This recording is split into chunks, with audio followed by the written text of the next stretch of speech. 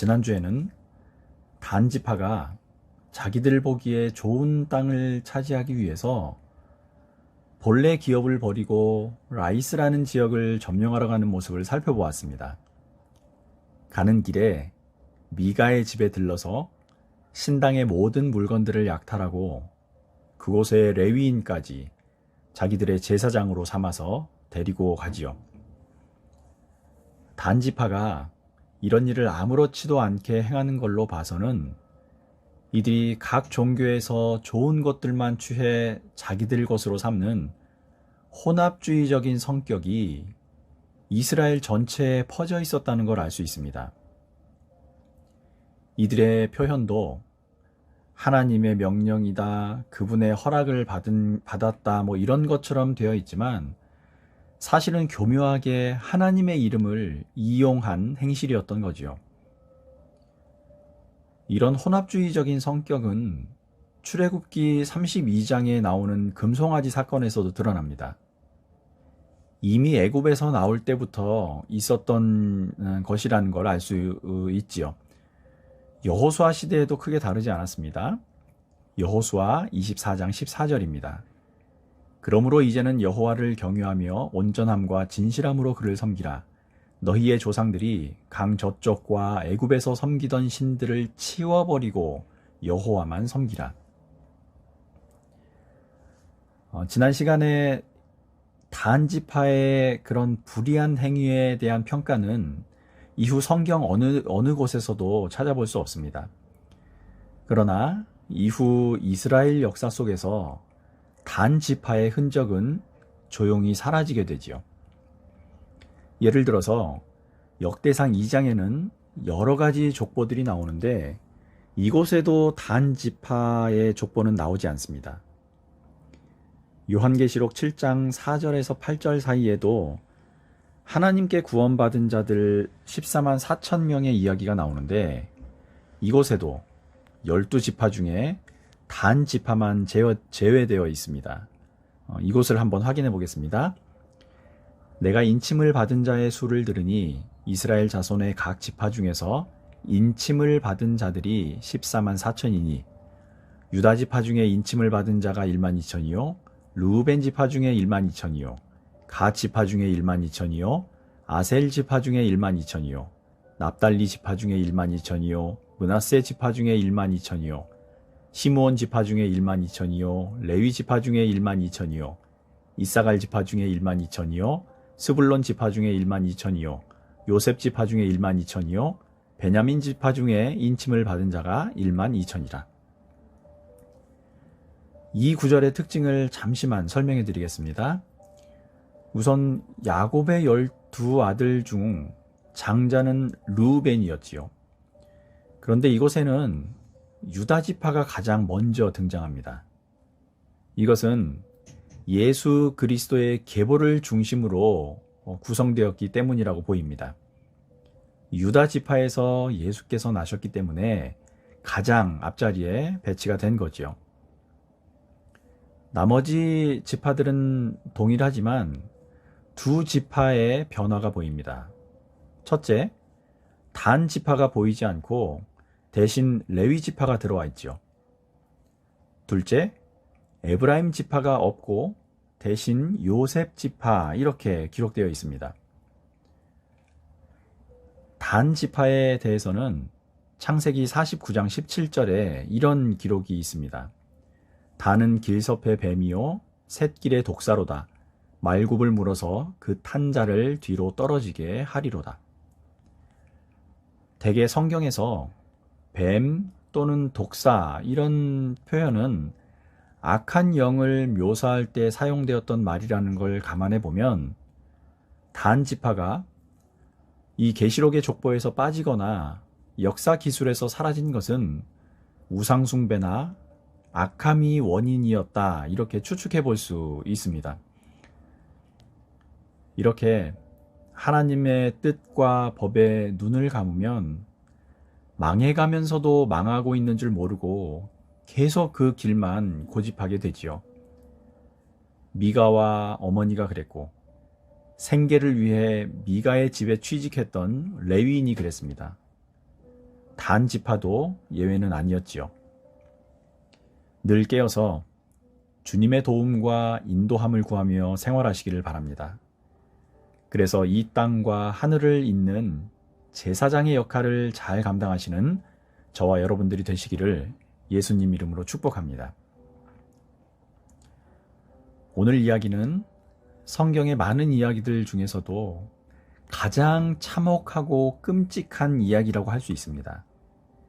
이스라엘의 죄악의 깊이를 적나라하게 드러내주는 내용이죠. 19장의 시작도 18장과 비슷합니다. 1절입니다. 이스라엘의 왕이 없을 그때에 에브라임 산지 구석에 거류하는 어떤 레위 사람이 유다 베들레헴에서 첩을 맞이하였더니, 왕이 없다는 구절도 그렇고요. 17장과 18장의 배경이었던 미가의 집도 에브라임 산지였는데 오늘 이 레위 사람이 사는 곳도 에브라임 산지 구석이라고 증언하지요. 이곳에 살던 레위인 하나가 유다 베들레헴까지 가서 첩을 얻었습니다. 요즘은 첩을 얻는다는 것이 도덕적으로나 법적으로 금지된 일이긴 하지만 고대 히브리인들의 시대, 그러니까 성서가 기록된 시대에는 대개 후손을 얻기 위한 방편으로 첩을 두었기 때문에 그다지 큰 문제가 되는 일은 아니었습니다. 그러나 최근에 저희가 사사기를 공부하면서 굳이 첩이라고 기록했던 사례를 전해 본 적이 있습니다. 8장에 기드온의 아들 아비멜렉의 이야기가 시작되는 부분이었죠. 기드온이 아내가 많았고 그의 몸에서 나온 아들이 70명이나 되는데 세겜에 있던 첩이 아들을 낳았고 그 아들이 아비멜렉이었다는 내용이었습니다. 성경에 그 등장인물의 이름에는 그 사람의 운명을 짐작할 수 있는 의미가 들어 있습니다. 또는 이렇게 첩, 과부, 고아 이런 특별한 용어가 사용될 때는 그 용어가 지니고 있던 본래 의미들을 드러내고 싶을 때입니다. 주로 아픔이나 고통, 차별, 억울함 같은 것들이죠. 첩을 두었다는 게 문제가 되는 게 아니고요. 사실은 레위인이 첩을 두었다는 게 문제가 됩니다. 첩을 두었다는 말은 이미 아내가 있었다는 말이겠지요. 이스라엘이 하나님 나라로서 세워지는데 가장 중요한 역할을 맡은 사람들이 레위인이었습니다. 이들에게는 성막 일을 하는 임무가 주어졌는데 그래서 더 특별한 성결이 요구가 되었던 거지요. 그러나 자신의 정욕조차 이기지 못하고 세속적인 죄악을 그대로 받아들인 겁니다. 이런 레위 제사장들의 타락상을 호세아서에는 이렇게 고발하고 있습니다. 호세아 4장 7절에서 8절입니다. 제사장이 많아지면 많아질수록 나에게 짓는 죄도 더 많아지니 내가 그들의 영광을 수치로 바꾸겠다. 그들은 내 백성이 바치는 속죄 제물을 먹으면서 살고 내 백성이 죄를 더 짓기를 바라고 있다. 본문을 보면 아마도 이 레위인은 첩을 데리고 살면서 그녀를 함부로 대하거나 소홀히 했던 걸로 보입니다. 결혼을 했으면 책임과 의무라도 다 해야 되는데 그것마저 못했던 거지요. 어쨌든 이 첩이 다른 사람과 행음을 한 후에 남편을 떠나 친정으로 가버립니다. 그리고 4달이 지나도록 돌아오지 않으니까 결국 이 남편이 직접 가서 첩을 데려오기로 하고 처가를 찾아가지요. 왜 데리러 갔는지는 알 수 없습니다. 자존심이 상했든지 아니면 여전히 그녀를 사랑해서인지는 나와 있지 않습니다. 자기 딸을 끝까지 찾아주는 사위가 고마워서였을까요? 장인은 4일 동안 온 힘을 다해 연일 잔치를 베풀면서 이 사위를 극진히 대접합니다.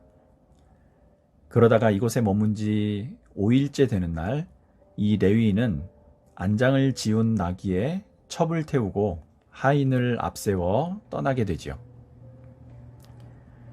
해가 질 무렵에 여부스라는 지역이 가까워지니까 하인은 주인에게 그곳에서 하루 묵었다 가자고 청합니다. 그런데 레위인은 이방인들의 성읍에서는 머물지 않겠다면서 베냐민 지파에 속한 기브아나 라마 두 곳 중 어느 한 곳까지 가서 쉬자고 고집합니다. 결국 이들이 기브아에 도착했을 때는 이미 해가 졌기 때문에 거리에 다니는 사람이 없었습니다.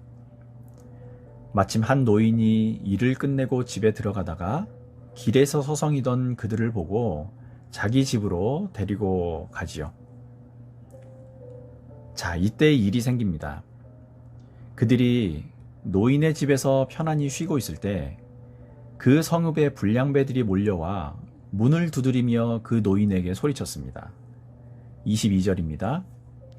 그들이 한참 즐겁게 쉬고 있을 때에 그 성읍의 불량한 사내들이 몰려와서 그 집을 둘러싸고 문을 두드리며 집 주인인 노인에게 소리질렀다.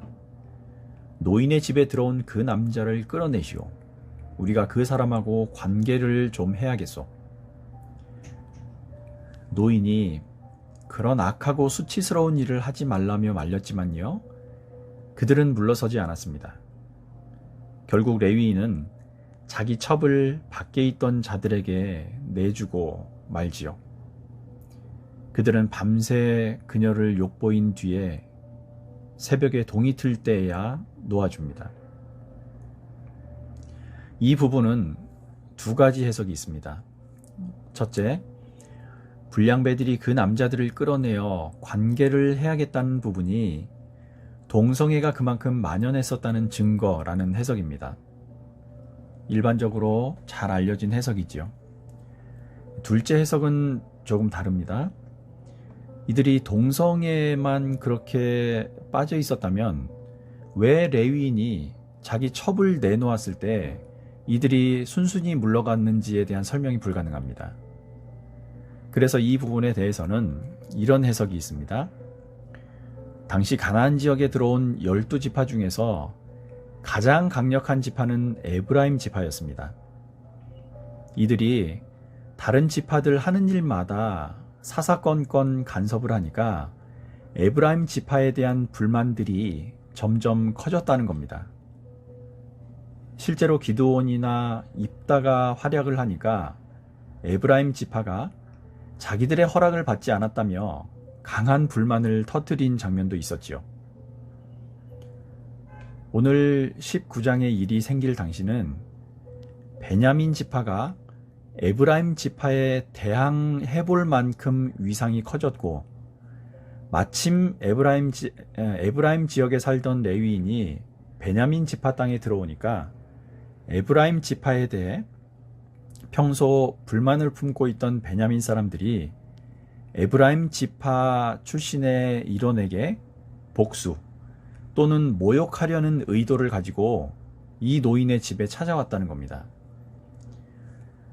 지독하게 동성애에만 빠져있던 건달이었다면 이들이 레위인의 첩이 아니라 끝까지 그 남자들을 끌어내어 욕을 보였을 텐데 단순히 그 지파에 모욕을 주려는 게 목적이었기 때문에 누가 나오든 상관없이 욕을 보이는 걸로 자기들이 이곳을 찾은 목적을 달성했다고 생각하고 물러갔다는 거지요.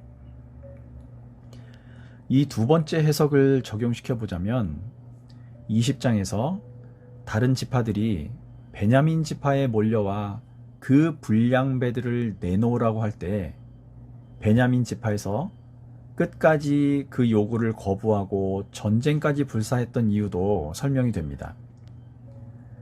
단순히 불량배이고 평소에 못된 짓만 일삼던 패거리일 뿐이었다면 죽음을 각오하고 동족들과 일전을 벌이면서까지 이들을 보호할 이유가 없었을 거란 설명이지요. 이렇게 본다면 조금 전 읽은 구절, 그 사람하고 관계를 좀 해야겠다는 구절은 단순히 동성애를 말하는 것이 아니라 지파들끼리 영향력을 더 키우려는 정치적인 파벌 싸움의 의미까지 더해지는 해석이 됩니다. 성경을 보실 때 이런 배경이나 상황을 고려하시면서 여러 가능성을 열어놓고 보시면 훨씬 더 그 의미가 깊고 넓게 와 닿으실 것 같습니다. 그래도 어떤 해석을 적용해 보던 이들이 죄를 아무렇지 않게 저질렀다는 건 크게 다르지 않습니다. 어쨌든 이렇게 남편 대신 밤새 욕을 당한 이 여인은 새벽 동틀 때가 돼서야 풀려나 자기 남편이 있던 노인의 집을 가까스로 찾아옵니다. 그러나 결국 기력이 다한 채 그 문 밖에서 문지방을 잡고 죽음을 맞지요. 26절에서 28절입니다. 동이 트자 그 여자는 자기 남편이 있는 그 노인의 집으로 돌아와 문에 쓰러져서 아침이 밝아올 때까지 거기에 있었다. 그 여자의 남편이 아침에 일어나서 그 집의 문을 열고 떠나려고 나와보니 자기 첩인 그 여자가 두 팔로 문지방을 잡고 문간에 쓰러져 있었다. 일어나서 같이 가자고 말하였으나 아무 대답이 없었다. 그는 그 여자의 주검을 나귀에 싣고 길을 떠나 자기 고장으로 갔다. 아침에 자기 아내가 이 지경이 되었는데도 이 레위인의 반응을 한번 보십시오. 참으로 경악할 수준입니다.